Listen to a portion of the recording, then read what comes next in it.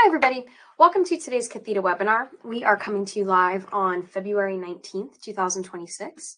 If any of you have yet to attend a Cathedra webinar, know that they get their name from the Greek word for learning. And today you're going to be learning about using housing tax credits to cover most of a project's cost from your instructor, Adam Rose, who's Director of Partnerships and Growth with Travoy. And he will also have Trent Rogers from Travoy speaking with him also. My name is Brooke Warrington. I'm the Training and Development Specialist here at the Native Learning Center. We're also thrilled you could tune in for the webinar with us today. If you could follow along while I read the disclaimer aloud, this webinar provides a summary of fundamental concepts, requirements, and/or procedures within the allotted 90 minutes. The material discussed does not illustrate all possible scenarios that could be applicable. We also have our copyright infringement law printed here. So this is just a friendly reminder that the webinar materials are protected by copyright, trademark, trade secret, and other intellectual property laws. Moving forward, if you want to revisit this course, maybe the recording, share it with a friend or a colleague, you can find that in the courses section. That's where you can also find a copy of the presentation slides, but I have put them in the chat for you also. And then if you want to join us for another one of our webinars in the future, you'll log in like you did today and click on that green banner at the top of the screen. We typically ask that you join with listen-only capabilities because we are recording and it just helps to cut down on audio feedback. And if you find that your sound is coming out of the wrong device, maybe you're trying to use your headphones, maybe a Bluetooth speaker, whatever the case may be, you could come down to the bottom of your screen. Where I have a telephone icon, you might have a headset icon. But either way, that will bring up a list of your speaker devices and you can select the proper audio output. Even though that we tend to ask that you join on mute, we do still, of course, encourage class participation. We want to know your questions. We want to know your comments. Certainly any tech support issues that I can try to help you navigate through. And we're going to rely primarily on the public chat for that. If you don't yet have yours open, you can come over to the messages panel and click on public chat. And that'll open up a chat between you, the rest of the webinar attendees, the NLC staff, me, as well as your instructors. You'll just come down to the box that says send message to public chat, type in what you want to say or ask, and you can either hit enter or you can click the little paper airplane to send it in. Over in the shared notes section, there is a list of helpful links for you, including the webinar feedback survey, a link to go to our YouTube channel, to friend us on LinkedIn, a lot of good stuff in there. If you did join with your mic on, you can always mute yourself by clicking on the mic button down here. And if maybe you ask something along the way and you think we missed the question, you could just use the hand raise feature that's off to the right-hand side. We'd love if you tested out the chat box together. You can introduce yourselves, let us know who's all tuning in for the webinar. You can let us know your name, where you're joining us from, your work or your role in Indian country that maybe led you to the webinar, and your tribal affiliation, if you have one. You might be a tribal employee and you don't have your own affiliation. That's okay too. You are welcome. And then while you're introducing yourselves in the chat, I just have a quick final note. We do want to do our best to avoid clicking on the red menu panel that's all the way to the left-hand side of your screen. You might just have a list of icons if you don't have yours expanded the way I do, but it will take you to whatever you've clicked on the menu and it will do it immediately. There won't be like a warning, are you sure you want to leave the webinar? So if it happens, it's not really a big deal. You can just click on that green banner once again, but it can be kind of jarring. So I just want to give you a little heads up. All right, folks, while you're introducing yourselves in the chat, it's with great pleasure I introduce your webinar instructor, Adam Rose. And Adam, I have made you presenter now. Thanks, Brooke. First, I want to say to the Native Learning Center, thanks for the opportunity to do this and for the opportunity to have this conversation. My name is Adam Rose from Travoy. I've been with Travoy for almost 18 years. I want to let my colleague Trent introduce himself as well. Trent, you want to go ahead? Yeah, hi everyone. Trent Rogers. I'm the Director of Housing Development here at Travoy. And this will be my 10th year at Travoy on the Housing Development team. Yeah, so again, I want to commend Brooke and the team at the Native Learning Center. This is a really incredible platform that they make available completely free to tribes through the work that they do there. I know that she mentioned it briefly before, but just so much content and so much great resources to tap into or to share with your team. It's accessible not only here, but after the fact as well. So thank you all for taking the time and for joining with us today. Trent and I are excited to share a little bit more about this resource that we help with at Travoy called Low-Income Housing Tax Credits. So you'll see the acronym LIHTC. I see a lot of people on that I know are currently working on projects the Pueblo of Yakima, Reno Sparks. So lots and lots of tribes on that have some experience using housing tax credits. So great to see that. I think one of the things maybe, Trent, that we can do just to start is like, oftentimes it can seem overwhelming when we start this conversation about housing tax credits and what it is. But I think everyone on this call is really good evidence and support that like this is a tool that tribes can use and can have in their toolbox. And it might be a little bit of a learning curve to figure it out, but that's what tribes do every day, right? Right. And I think, we talk about it all the time with especially new tribes or new housing authorities that are sort of exploring the opportunity to use tax credits. You guys are already experts in this field, right? You provide affordable housing in your communities. You're used to using federal funds and all the red tape that comes with it. So I think we have found over our 30-year history that using the tax credit program is just another tool in your toolbox, and something that you guys as experts in your housing community, it's just another opportunity to help leverage your funds to build or rehab homes in your community and for your needs. Yep. And I think one of the reasons that Trent and I continue to be excited about the opportunity that it prevents for tribes is that this is by far the biggest resource for affordable housing in the country. To give you some sense of scale, the program now does about 187,000 homes per year in this country as a whole. Tribes still represent just a tiny, tiny fraction of that. But, there isn't another program out there that is as big as housing tax credits. It goes all the way back to 1986. And the cool thing for tribes is that it's a resource. It's, again, a big resource that doesn't have to be repaid, but it stacks very, very well with your limited NAHASDA funds. So think about it as a tool to maximize and leverage the limited dollars that you have to do something and to make a big dent in housing in your community at a much bigger scale, say, than just, 3 or 5 units. Think about, could you do a 30 or a 40 unit project? That's sort of what this tool is enables tribes to do. And so, again, like it's a very, very big program, and we know that tribes do this work every single day.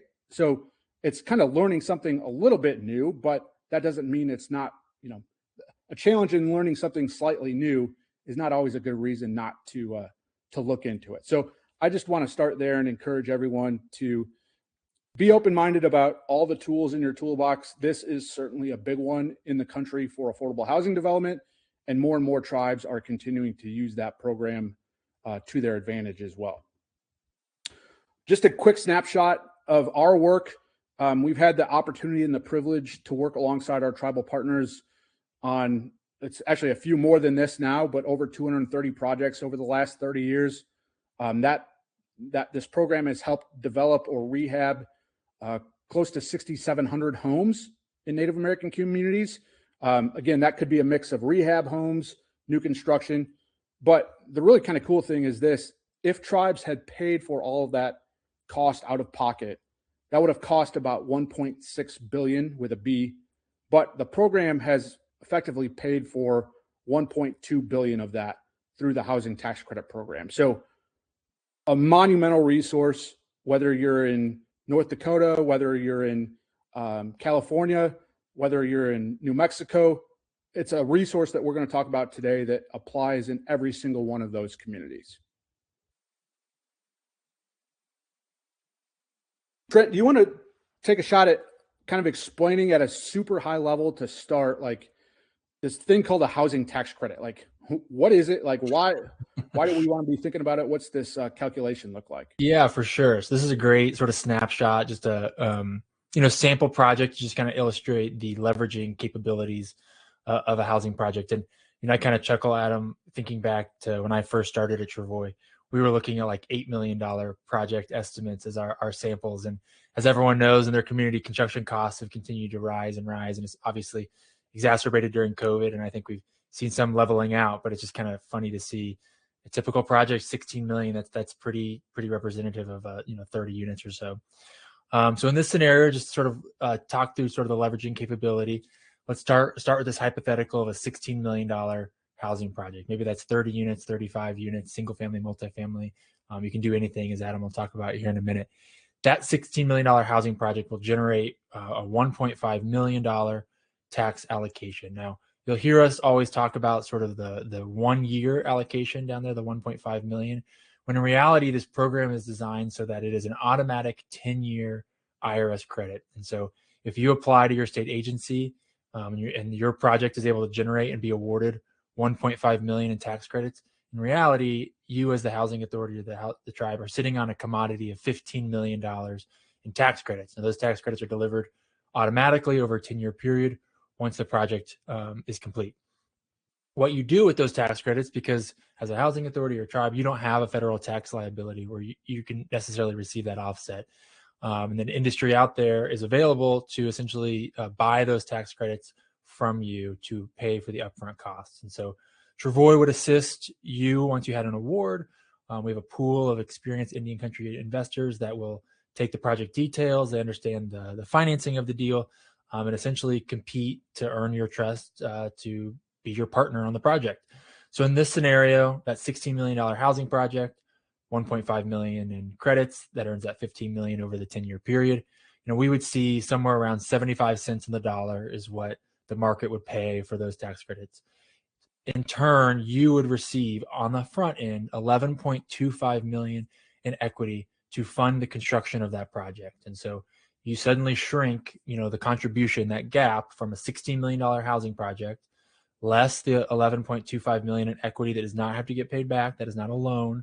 The tribe, you would have a contribution of about 4.75 million to sort of make that difference. And we see quite a bit of ways to make that difference, whether it's affordable housing program grant, the competitive IHBG, and of course your NAHASDA block grant.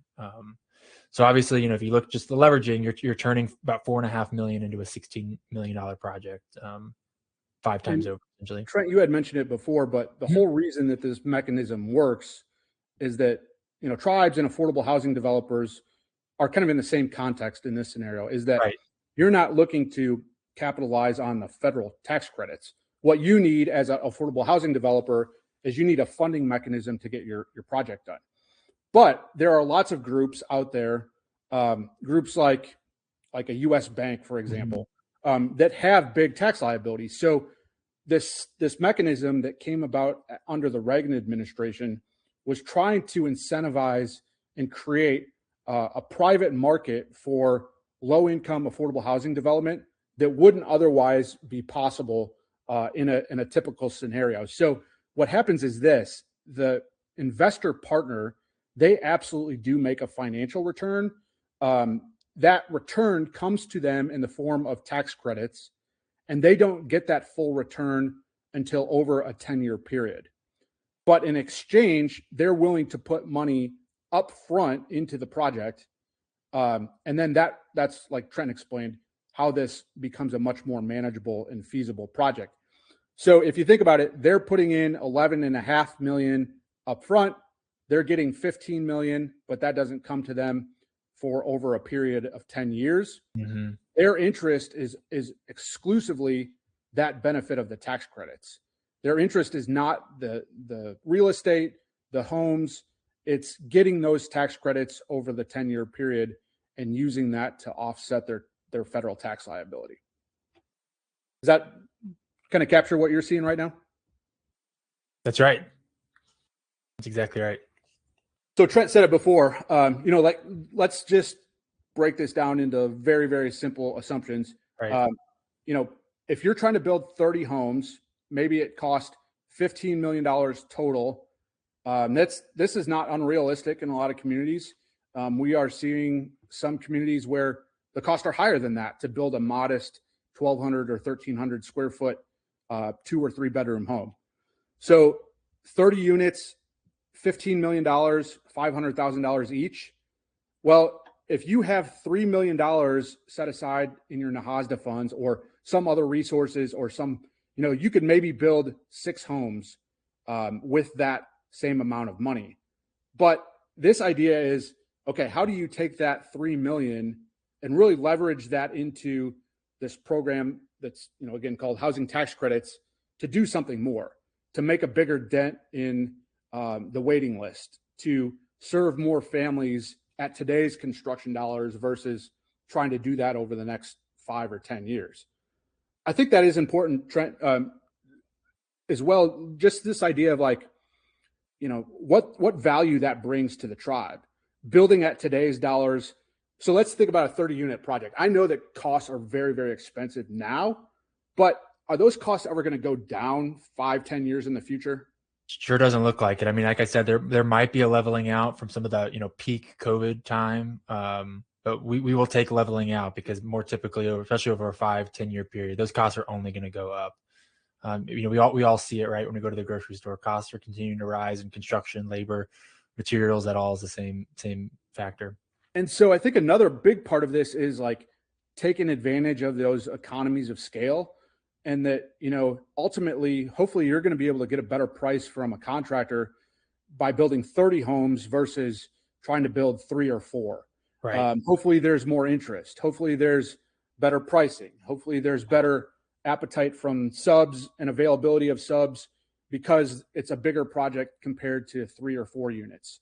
And hey, Adam, we have a question from Jackie here in the chat asking us, can you acquisition homes with tax credits? And the answer there, if the question, Jackie, is can you acquire and can you rehab? Absolutely. And we'll talk in more details about that here in a minute. But the fundamental answer is absolutely yes. You can build and you can rehab both with using the low-income housing tax credit program.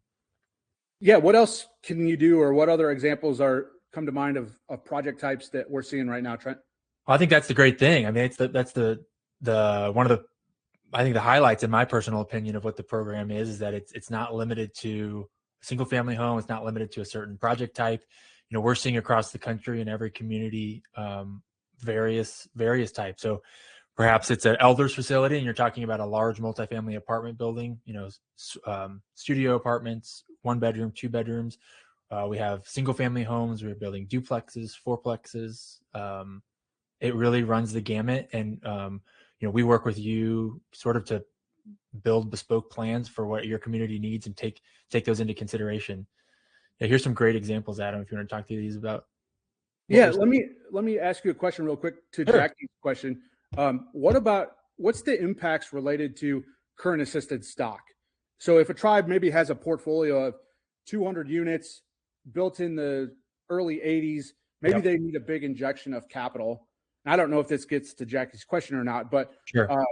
Can you use housing tax credits in a scenario where they're already part of the formula allocation as current assisted stock units? Absolutely. And that's something we definitely recommend. Obviously, when those units are in your CAS, you have limited availability. You have those timeline considerations, even if they are unoccupied and you can demolish and build new, that's a rare instance. When you have occupied rental units in your CAS that need significant rehab, you're using your limited NAHASDA on an annual basis to try and upkeep those. So the tax credit program is a wonderful way to, as Adam said, I mean, whether it's bringing it down to the studs and put $200,000, $250,000 of rehab into those units, bringing those units up to 2026 energy efficiency, that's a help for both the housing authority, right, on the maintenance side, on the cost of maintaining those homes, but then it's also a immediate benefit to the tenant of having brand new roof, all of their amenities, all of the systems, air conditioning, hot water heater, heating systems, all those brand new high efficiency, bringing down those utility costs as well. So I think that's a great opportunity for units that were built. We're seeing units that are built in the 1960s. They're still, especially in the Pueblo communities in New Mexico, great opportunity to go after tax credits and really substantially rehab those units. Yeah, I know that there's several people on from the White Earth Housing Authority. Yep. They have a very interesting scenario using housing tax credits. Maybe now's a good time. What's this term resyndication? It's an interesting scenario because they are actually on their second allocation for that project. But what does that mean? Yeah, so a resyndication is just a new award of tax credits for an existing tax credit project. So the White Earth project that Adam is mentioning is a larger apartment building, originally financed with tax credits back in the early 2000s. Once you have hit your initial 15-year compliance period, you're actually eligible to go apply to your state agency for a new award of tax credits to rehabilitate that project. So White Earth was actually awarded a deferred loan. They're going to bring in some deferred dollars from the state to rehab that project. But the Pueblo of Laguna, they have a project that was built in the 60s. They're cast units. They were rehabbed in 2004. And now, 22 years later, they still need rehab. And so they're now going to get a syndication, a new award of tax credits for that existing project to continue to rehab those homes. So it's definitely an opportunity for those of you that may be on the call that have older tax credit developments. And if you're on year 10, it's probably time to start thinking about, hey, what are we going to do at year 15 if we need rehab? Or if you're obviously beyond year 15, you'd be eligible to go reapply for new credits. Yep. And I think another thing just to point out, because our scenario today is a new construction scenario, but I really do think that there's a lot to leveraging the tool specifically for rehab. One of those big benefits that I see is that you don't have the same infrastructure outlay. So all of these projects, whether it's the single family homes or apartments or elder units that are new construction, obviously that oftentimes requires infrastructure that goes along with that. And that can be a very, very expensive and costly part of the project. But, if a tribe has, say, 200 homes in the community and they need some love and attention, maybe some are uninhabitable, they haven't really had a big capital injection. This is a way to minimize that the infrastructure cost, but really revitalize the community at the same time. Again, like we see when we talk about rehab and tax credits, it could be things like adding bedrooms, paving driveways, finishing basements, redoing the HVAC systems to make them much, much more energy efficient. So sidewalks. I mean, I think you can even build community buildings. So like Laguna on their rehab project, they added a new 1,500 square foot centrally located community building alongside like a totally refreshed playground. So it totally brought those amenities to the community there, to an existing subdivision. Lots of opportunities. And excuse me, again, we're going to look at a new construction scenario, but I think another advantage, and just kind of mentioning it right off the top of rehab, is that it can be financially really advantageous as well. What ends up happening for those on the call is that you actually end up getting like a perfectly allowable, I don't know, for lack of a better term, like a double dip of credits. Right. You get credits for the units and the bricks and sticks that you already own. And then you also get credits effectively to rehab those units. Right. So for tribes that have an existing portfolio of units, maybe you're still a few years off or in the planning phase of thinking about infrastructure.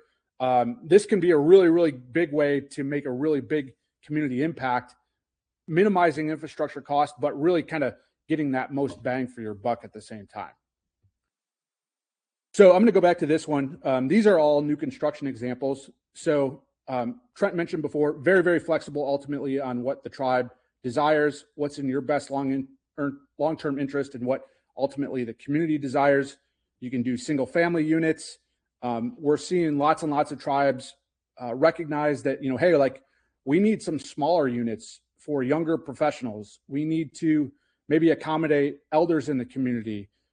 This is an example at Pasquayaqui. So Pasquayaqui is working on their 10th tax credit project. This is project number 9. On this same site, they have single family homes that they've used tax credits with.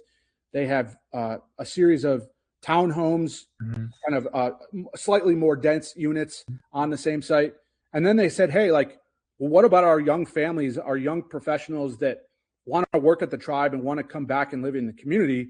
We need housing for that population as well. So this is a 50-unit project. And then immediately kind of adjacent to it, can't really see it on the screen, they did another apartment building kind of the same style and same scope, all using housing tax credits. I know this is one that you know a lot about. You want to talk about this project? Yeah, this is another project at the Pueblo of Laguna. So they built a project and rehabilitated a project, what we were talking about a second ago, with resyndication back in the early 2000s, and took a long break, and sort of had the same need, Adam, that you're addressing now. Just have not been able to build new homes on the Pueblo in a long time. And so in 2022, they wanted to go towards more of the more dense version of housing. And so they built this 20-unit project here on the Pueblo. So those sort of vertical, where it has the big number 3 there, there's an entrance and then it goes all the way up. So it's a combination of 2, 3, and 4 bedroom homes, and sort of a multifamily. There's 3 buildings here, all centrally located around a nice basketball court, playground. And then there's an on-site community amenity there for, rental use for like parties and birthday parties and that kind of thing, all on the site on the Pueblo of Laguna. Can you talk about like how a project like this, how the vision came about? Like who drives that? Yeah, I mean, I think it's very different across every community. And this one specifically, it started from the very, very top. So the governor at the Pueblo of the time, had obviously been hearing from the community that new housing was important to the community. And he turned to the entities there at the Pueblo that could help make that happen. And so they put together essentially a task force across the Pueblo of various departments, including obviously the TDHE and Laguna Housing Development and Management Enterprise led me. And they all sort of tackled it from their own vantage points. And so, yeah, I mean, it was a total top-down governmental structure of just wanting the need and kind of like tasking this upon the different departments of the Pueblo, and everyone sort of came together. They consulted with the community on what the community would be interested in. And really unique opportunity on this project to have all the stakeholders come together. But on the design itself, like yes. This is not really something that like the investor weighs in. It's certainly not something that like we weigh in, or like, can you talk about the constraints of like the program? But ultimately, this is kind of came from their vision of like what they wanted to achieve and what they wanted the aesthetic to look like and that type of thing. Yes, thanks for some direction there, Adam. Yeah, I think so. I don't know if Adam's mentioned it yet, if we have, but we have an architecture team in-house. It's one of our largest departments under the larger Travoy umbrella. And so if we work with you on both, I'm on the housing development side, so assisting and financing the actual development, but we work extremely close with our architecture team on the actual development of the units. And as I mentioned earlier, all of these projects are really bespoke. They're unique. And they're representative of what the community wants. And so what that process looks like is, we start assisting you with site identification if one's not available. If a site's been identified, we talk through what does the community need? What does the community want? Are we talking about single family homes, duplexes, multifamilies, developments? So on that Laguna project, they were pretty set on, we have a smaller constrained site. We want to go dense. We're open to going 2 stories. And so it's a true iterative process of the architecture team, throwing out inspiration, images, the tribe giving us the feedback of, hey, we like this style. I think this one was, the phrasing was like Pueblo with a modern flair, which is, it's great. Like they didn't really want the traditional flat roof for whatever reason. And so they kind of created those, those angular views in the Pueblo. This one's a great example of Dry Creek. That's more of what you'd see in the California, especially when you see those 3 angled lines on the roof there. But that I would say that these single family homes are much more Western inspired. It's pretty much standard single family home in Northern California here. So we do a lot of outreach with the community, and it's a lot of listening and asking the tribe questions. But fundamentally, the tribe is driving the direction of the aesthetics of the units, and we just do our best to capture that as we can. Yep. So we wanted to just show you and walk through today. This is actually, I know that there's a couple people on the call, it looks like, from California. So one of the things just to mention right off the top is that this program, and we'll come back to it, but I want to say it now just so everyone's clear, that this is a program that is in every single state. Mm-hmm. It's a federal tax credit, but what is unique and different about it is that, so the commodity that you're going for in Alabama versus North Carolina or South Dakota, it's the same commodity, it's the same funding mechanism, but it's administered at each individual state level.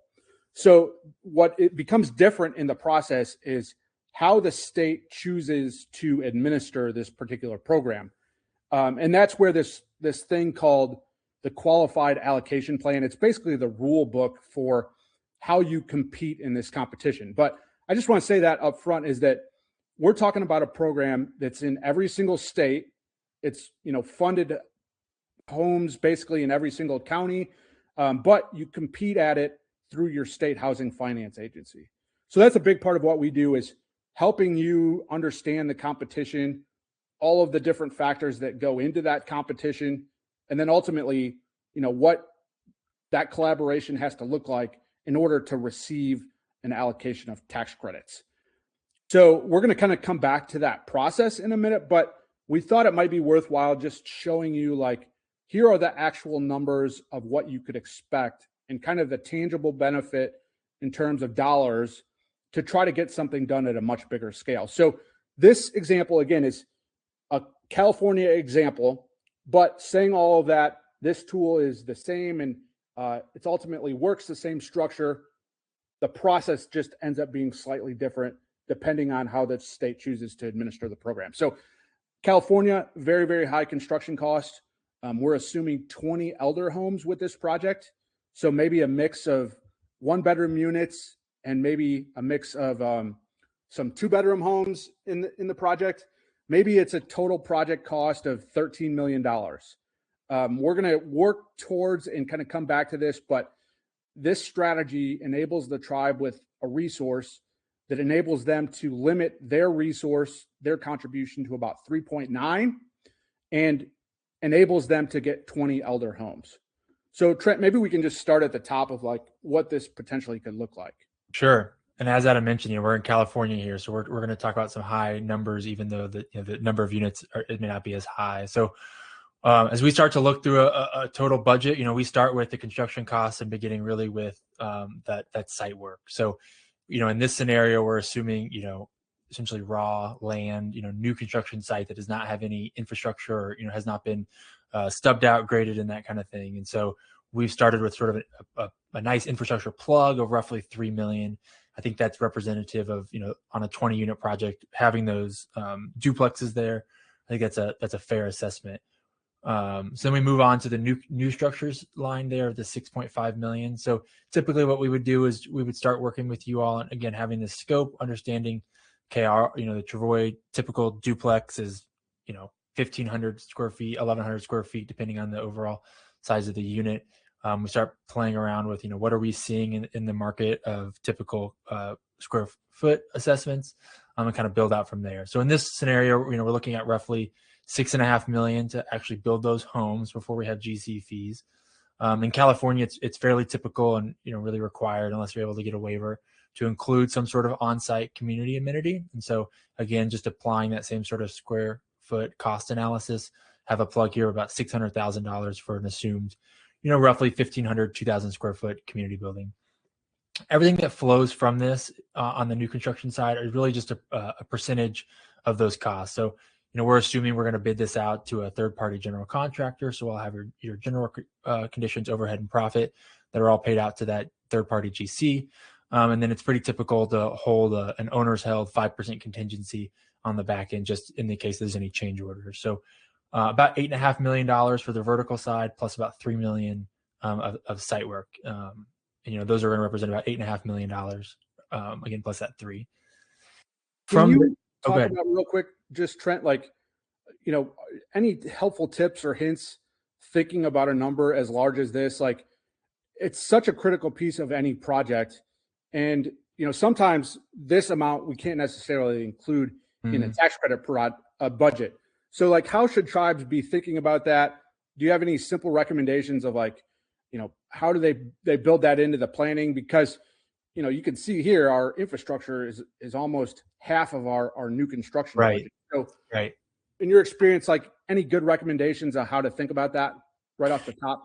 Yeah, I mean, it's obviously going to be really, tribe specific in what land base you have available to you, but certainly thinking about, proximity to existing services, it might sound obvious, but maybe don't pick the site that's 3 miles away from, the nearest sort of road or what have you, to needing to extend a lot of utilities. The other part, I think, is just forward looking, is if housing is the goal and you're starting to master plan these things out, it's never bad to start early on, whether it's competitive IHBG, ICDBG, working with us on an AHP, starting to line up some of that infrastructure specific funding, just because depending on your state, and in California, it's sort of the opposite. We're able to include a lot of those costs, but there are many other states that may make you exclude all infrastructure costs entirely. And so it really behooves you to start looking at those alternative funding sources to help fund that infrastructure early.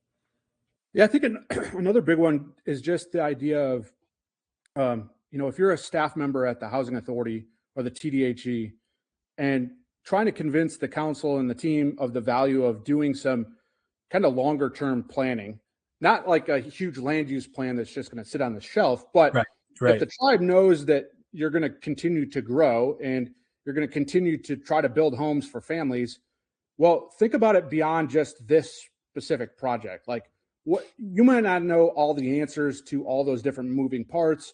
You might not necessarily know if it becomes duplexes in the future, but do you have an idea of like where you want those homes to go? Do you have an idea of like how you want the community to be designed? Like, a lot of times I think that can be done relatively inexpensively, even just with, the team kind of using, much smaller, more limited resources and just kind of pictures and getting feedback from the community and say, hey, like, what is the vision for the community? Because I do think it's really advantageous to think beyond just the one project in the short term, like, because there's going to be more infrastructure. So if you can at least say, hey, this is where we're going to go with phase 2, phase 3, phase 4, that kind of gives everyone in the community that vision of, okay, this is how we need to think about the infrastructure. Even if you're only going to pay for a portion of it to get started, it kind of gives everyone the same, we're moving on this in the same direction towards this bigger end goal. That's a great idea. That's a great tip, Adam. And then go ahead and talk about like just some of the fees associated and soft costs. Sure. So moving on beyond the actual sort of construction costs, there are sort of a couple buckets here that we look at of associated fees that come with either the program or just developing any affordable or any housing project in general. So the first bucket here is professional fees, and I would consider those really fees that you're going to incur with any sort of housing project, whether you're using tax credits or not. And of course, you need an architect to help design those units. There'll be some supervision costs. The Travoy team, we travel monthly to inspect the construction and coordinate with the contractor and owner, whether that's us or a third party. That group will want to be there on site. So we have both their fee and their during the course of construction visits. Of course, the tax credit program, there are attorney's fees just to coordinate all the loan documents and getting all of your real estate documents in place. So we have an amount there. And then geotech and engineering. So, civil engineering, design fees, and the geotech to make sure your foundations are built correctly on your given site. So those, really are going to come with any housing development, no matter what. On the construction and financing costs, the good news with, most of our projects, we're using two sources of funds: tax credit, equity, and the tribe's contribution. And so you're not carrying any sort of construction period interest. So in this section, we really only have your liability insurance. So, through Ameren, through another similar property insurance company. And then if you're on fee land, which this project happens to be in California, there will be some title and recording fees at closing. If you're on trust land, obviously those would not apply. And then the soft costs here, I think these are what you could all consider sort of costs of sort of doing business with the program itself. So whether that's a market study that's needed with the application, a phase 1 ESA, the largest fee here, as you can see, comes from the state itself. So this is a fairly large credit request in the state of California. California charges a 4% fee on the annual allocation of credit. So $125,000 of the fee here is coming from the state itself.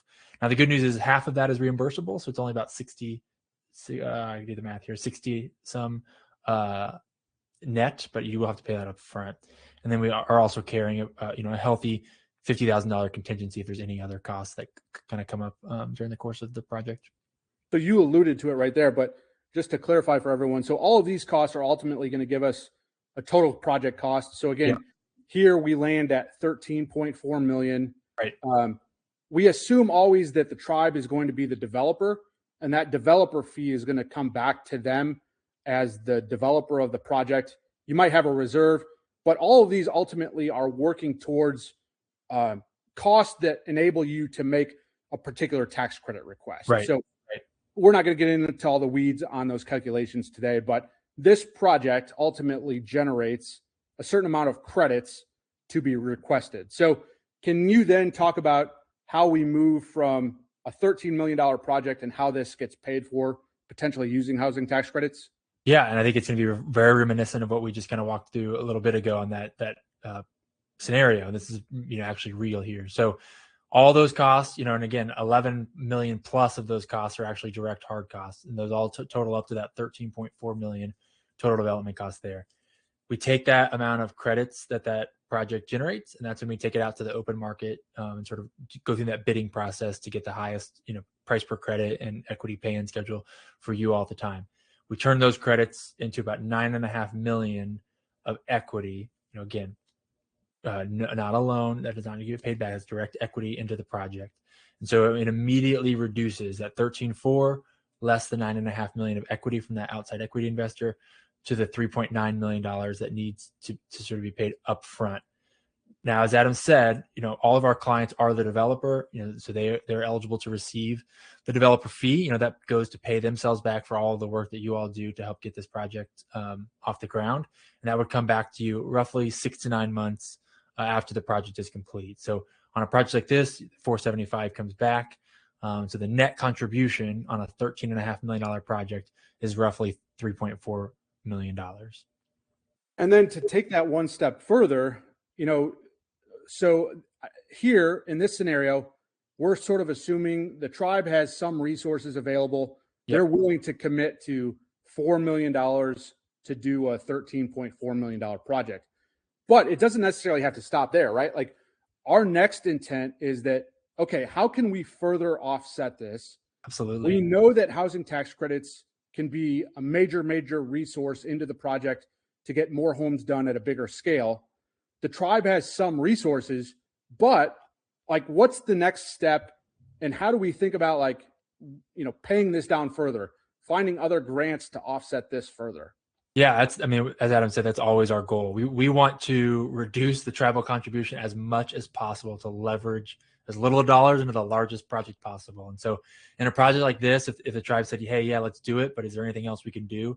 Our answer would be, we'd have a few answers. So the first and the most commonly used program across the board on our side is the Affordable Housing Program through the Federal Home Loan Bank system. So there's geographic districts across the country, and they are mandated to offer a competitive allocation process of grants to affordable housing projects. These are annual competitions, essentially, very similar to the tax credit, very small, a lot smaller of a lift, I would say, but to bring some supplemental grant dollars to the table. So in California, that would be the San Francisco Federal Home Loan Bank system. We would be offering to apply to San Francisco and bringing in another $1 million or so to drop that 3.9 to 2.9. The Federal Home Loan Bank of Des Moines, it's the largest district in the United States as it merged with Seattle back in the day. They have up to $3 million available to projects. Now, there are some per project limits, so it all depends on the exact amount. But we would either look at San Francisco or Des Moines or both, to be honest with you, kind of depending on the project. And the goal would be to leverage as much funds possible to keep bringing down your dollars. And again, that program is totally separate, right? It's not related to tax credits. It's another resource that extends extremely well with NAHASDA. But if we could offset that, the idea would be, if a tribe is going to commit 3.9 of their tribal or NAHASDA funds, these proceeds can come in from the Federal Home Loan Bank program. Again, they're not as big a scale. They're never going to provide $9 million. But if a tribe could take advantage of 2 or 3 additional grants, then we're talking about doing a 30-unit project for a very minimal amount in investment of the tribe's dollars. Absolutely. Or, Adam, I think, we had the Dry Creek picture up there previously.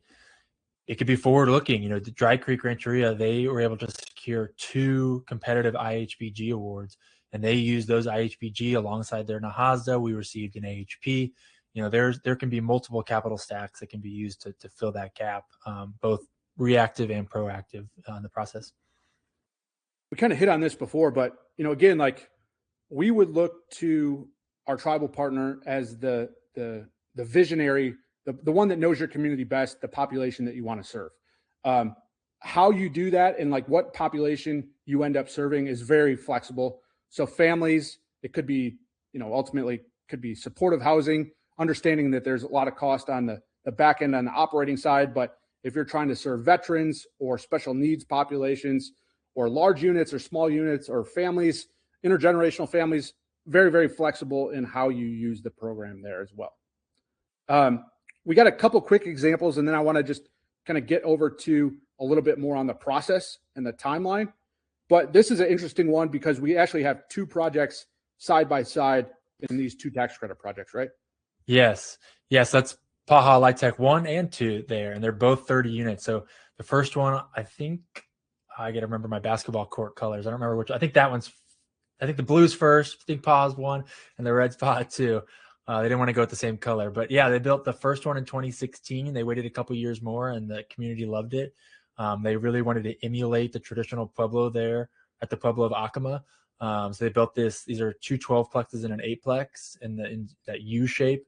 You see that central building there because right in the middle, that's their again sort of community space, gathering space, commercial kitchen, that kind of thing, and it opens up back to the playground. Great project. So combined, this project was paid for through several sources, mostly tax credit proceeds, some limited NAHASDA proceeds, some affordable housing program grant, and then again, like minimizing that amount of dollars that came directly from the Pueblo and from their NAHASDA contribution. Yep. Another good example here, this is a single family project, 28 total units.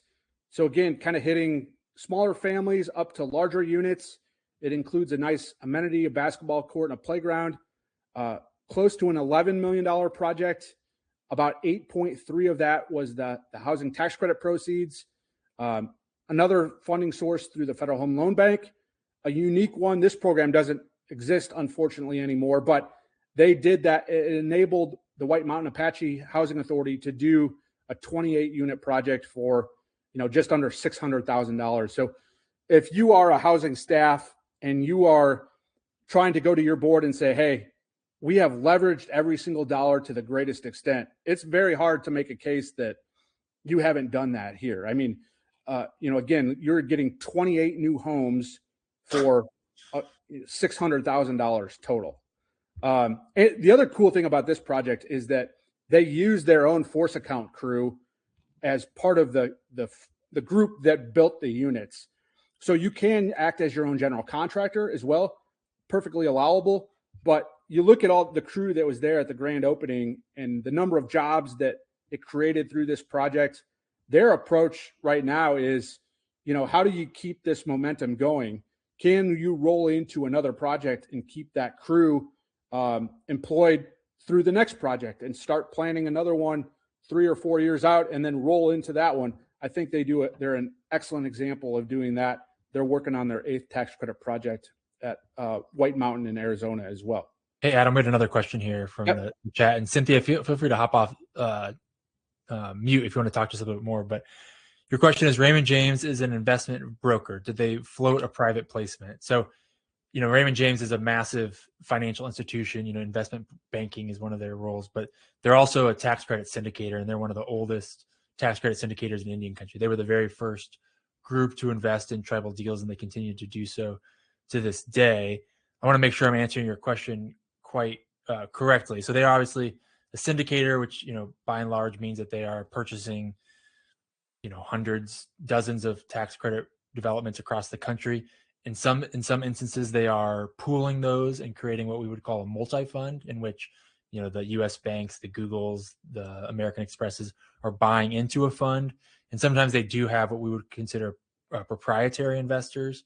American Express is one of those, so they would sort of buy the entire project's credits via a syndicator. So Raymond James does do both. I just want to make sure I'm answering your question correctly. And then if there's a clarification there, Cynthia, just let us know and we'll come right back to it here in a minute.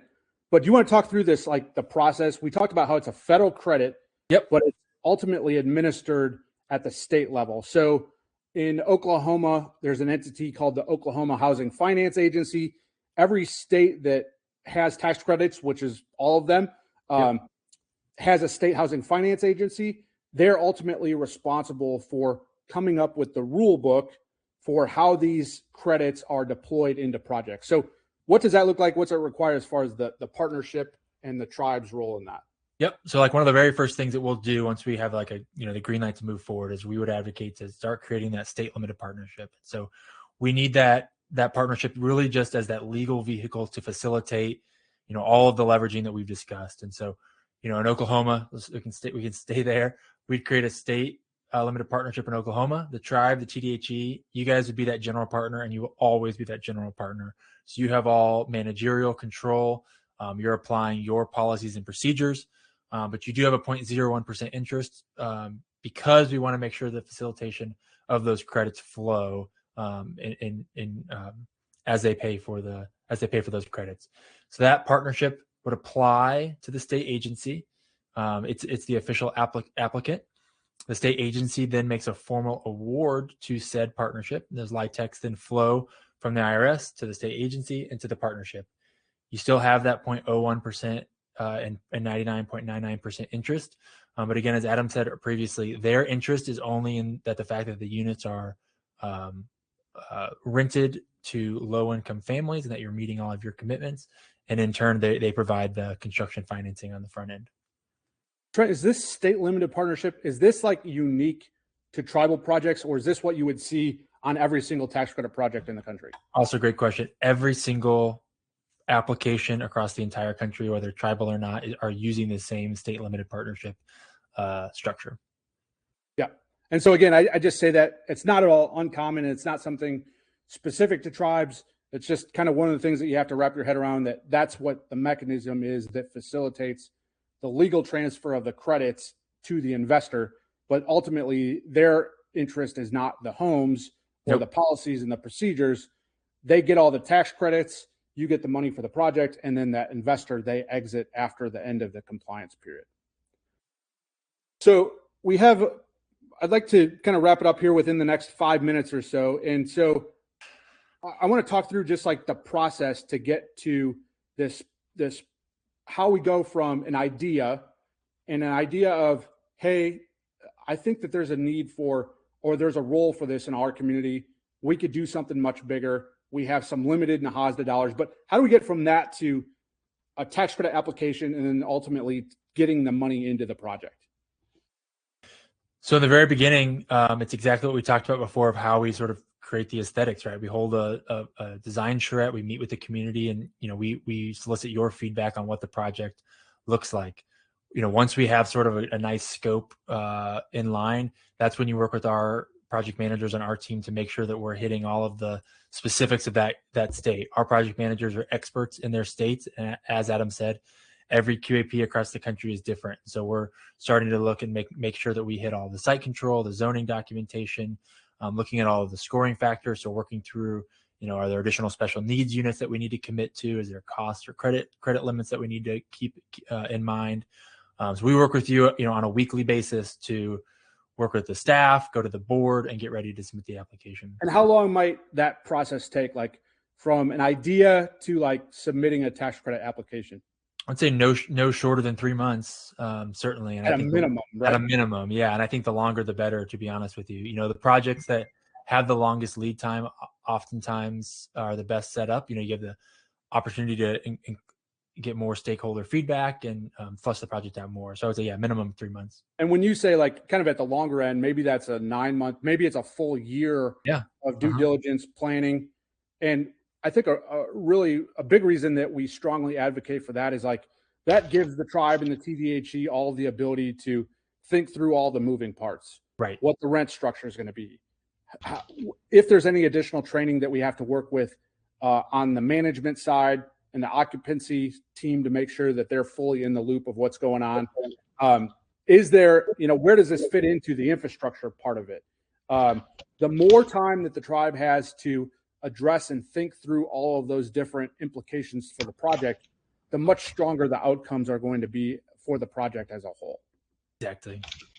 And then you mentioned this before, but this could also be the spot where the architect, whether it's us, whether it's some other group, fits in as well. So you're kind of developing the concept, but then you're really kind of integrating in your architect to say, what do we want this to aesthetically look like? These are very, very modern units in Arizona. Maybe that's not what everyone wants. Right. And that's totally fine. that process kind of starts hearing from you and the tribe, with the tribe exercising your own sovereignty to say, you know best what your community wants and desires for the future, but then kind of translating that and taking an idea into a vision of what can actually transpire. So again, that's kind of part of the planning and due diligence process. We do all that. That's not for construction documents necessarily yet. To submit a tax credit application, we would typically have conceptual plans, floor plans, renderings, but we're not to the stage yet of construction documents. That's right. That's right. I mean, Typically, go ahead. I'm sorry. No. It's all right. Go ahead. I was just going to say, so then a tax credit application gets submitted. Maybe the tribe has spent 6, 9, 12 months in the planning phase. How long is this award process? And really the question would be the process between when you submit an application and when you find out about the tax credit allocation. Yeah.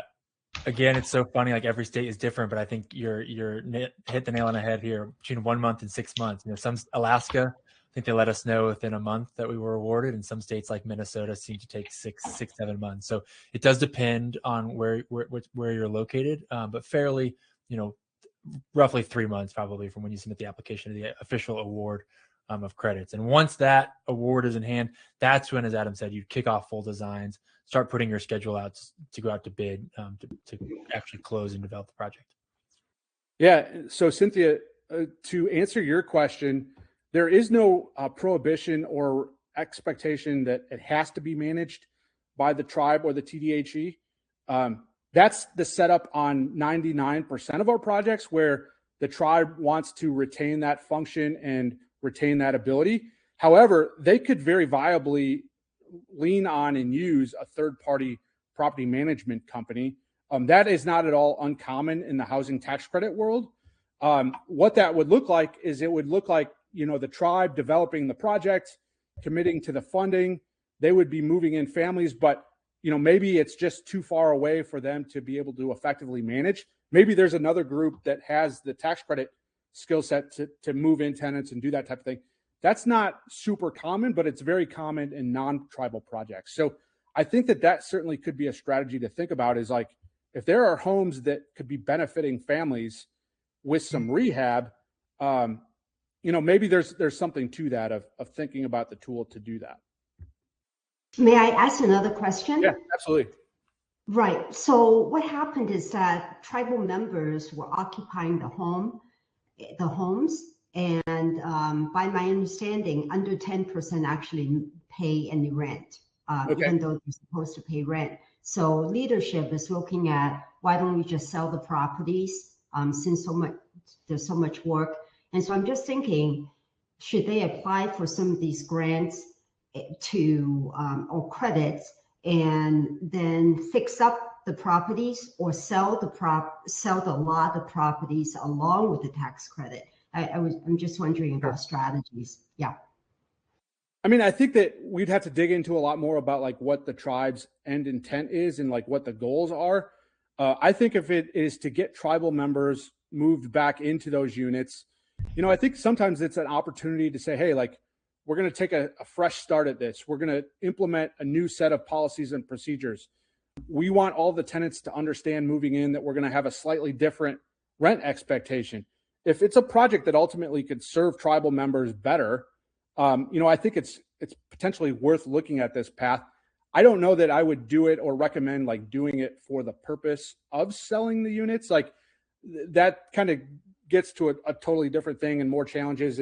But I think that if the tribe ultimately, if it was a project that they said, hey, like this could really benefit families, it's in a location that has some other amenities, or there's demand for people to live there, it can be a reset opportunity to kind of give everything a fresh start, implement a new set of policies and procedures. I don't know that it solves the question. Like if they want to sell it for another purpose, like that might not be the right fit, but happy to talk about that more. Okay, thank you. Yeah. And then Trent, I think a big one in a tax credit project is that we want to make sure that we can in good faith advise our clients that it's a good fit for them as well, right? Right. And Right. we don't want to put our clients in a position where they're going to be financially overextended, where maybe, like Cynthia just mentioned, like maybe there isn't at the current time like management capacity, or maybe there's been turnover.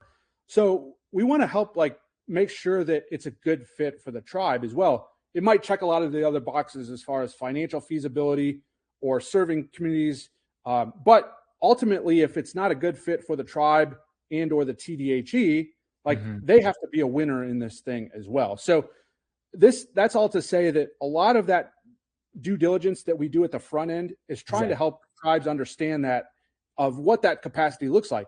You know, if you're a tribe and you have units under management and you've been having good solid audits for a number of years and you've amassed up some NAHASDA block grant that you can deploy into a project, I would say you might absolutely be a great candidate.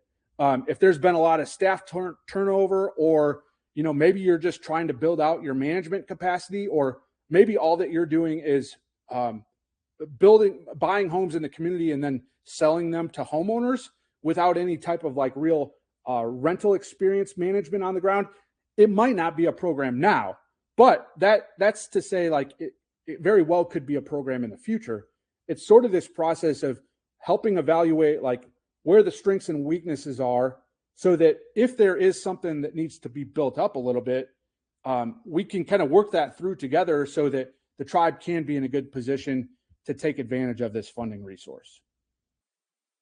So then after an award, probably a 3 to 6 month process on the process to get to investor closing.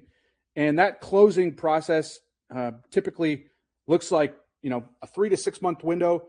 Construction documents, project goes out to bid, tribe hires the contractor, finalizes all the numbers, and that's when you sign, kind of formally enter into the transaction, and that money is available to the tribe for ongoing, basically, you know, it's available formally through that legal transaction and with all the legal documents. Again, we would typically expect on a project, if we go back to that elder example, a 20 unit project, maybe it's a 15 to 18 month total construction window to get that entire project completed. Yep. And then that really kind of sets in motion the really next big phase of the project. It doesn't end just at construction. There's certainly a big part of the ongoing lease up of the project, ensuring compliance with the program, moving tenants in after vacancies. Those are all extremely important as well. And I think this is really one where we would continue to advise and to work with our tribal partners to say, like, everyone's got to be on the same page with this. Like, we don't want it to be a scenario where the development team is making all the decisions without involving occupancy. Because if that's the case, then the project gets built and then occupancy is like, well, you're just going to hand us this, and like, we don't know what's going on. So any thoughts to that, Trent? Like, what can tribes continue to do to ensure the long-term operating success and compliance of the project as well? I think it just goes back to those stakeholder meetings, you know, all these weekly meetings, you know, as your project manager on the Travois side starts talking through some of these income, you know, the income commitments and the special needs commitments, you know, bringing all of those experts in the housing authority office or in the team to the table, it's absolutely key. Because that, like Adam says, you need buy-in from everyone, right? And you don't want to just hand over these beautiful homes and then the occupancy staff is like, whoa, how many homeless families do we need to find? You know, that's the worst case scenario. So working early and often. Yep. And so just to wrap it up real quick, I want to kind of hit on and be totally real with the group here about like the big caveat, like the big fundamental, like not challenge, but like the reality of the program. And for a lot of scenarios, it's not really a challenge. I would just encourage you like to think about, it's a different tool. It's got a slightly different income requirement compared to NAHASDA. So under NAHASDA, you can go up to 80% area median income families. But as you're thinking about housing tax credits, understand this, that typically there's some other possible ways to serve 80% families. But if you think about it and say, hey, we want to go in with an assumption that most of our families are going to be at or below 60% area median income, and that some of those are likely going to be at the 30% area median income, and you have a population that kind of fits into that category, with an assumption that if their incomes go up, they're not penalized. They don't have to move out of that unit. But when you look at your waiting list and you say, hey, we have a substantial population, we understand that, we're going to commit to some units at 30% area median income, maybe some at the 60% level, maybe a few in between. That again would ideally, you'd be the ideal type of candidate that says like, this could work really, really well for you. If ultimately the short-term goal or maybe the longer-term goal is like, we need middle income units, we hear that all the time. Unfortunately, this is not the ideal tool to achieve that. We just want to be totally real and forthcoming with everyone that this is like a tool in the toolbox. It's very, very helpful for the lower income families, but it's not going to be the solution necessarily for like the 100% AMI. But if you could free up units, if you could use this program to move out families from overcrowded units, then you could move in families. It gives another tool and a resource to try to piece all these different things together to serve those families at the same time. So I know that we're right at our time. Maybe we can just leave it there for today, but please just go in understanding that the income limits are slightly different from NAHASDA, but again, not a reason to be scared. It's just something that you need to understand and think about, that this will be the population that you'll be serving with the project. Before we wrap up, I want to give everyone just one more opportunity. If there's any other questions today, we're happy to help with those. So go ahead and put those in the chat.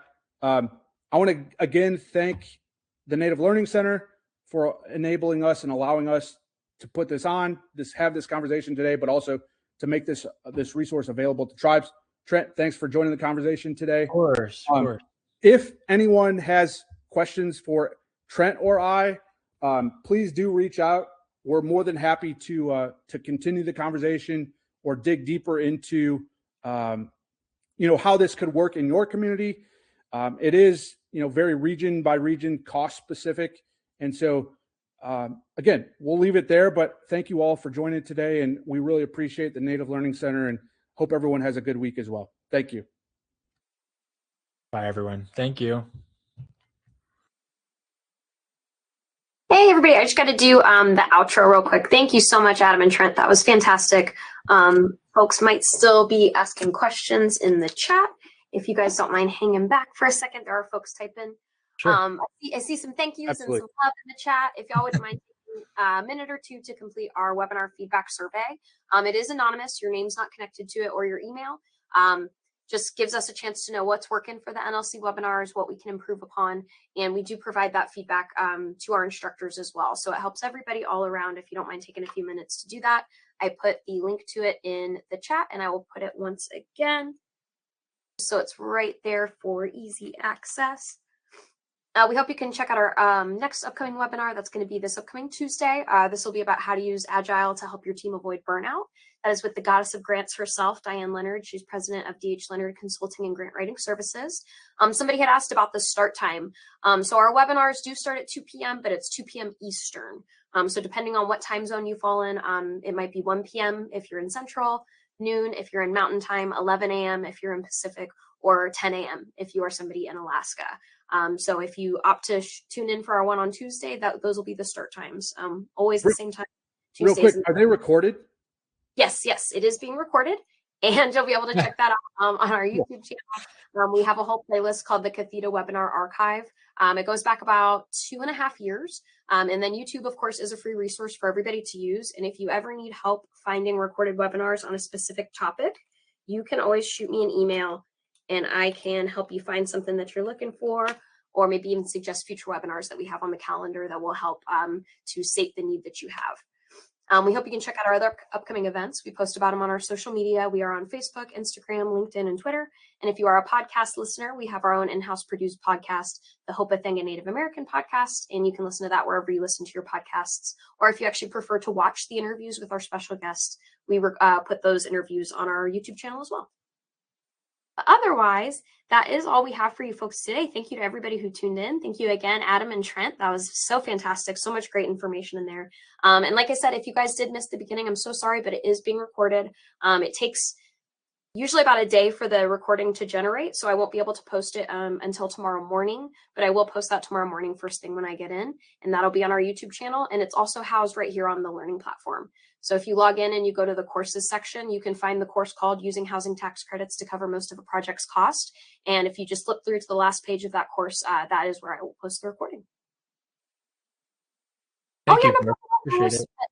that happens a lot, don't worry. But yeah, it's 2 p.m. Eastern where I am in Florida. So then wherever you are, you'll have to calibrate a little bit. Sorry, I forget the whole list, but it will start at the same time though each time, every Tuesday and Thursdays when we're having our webinars. All right, folks, I'm going to turn off the recording, but I am going to leave the webinar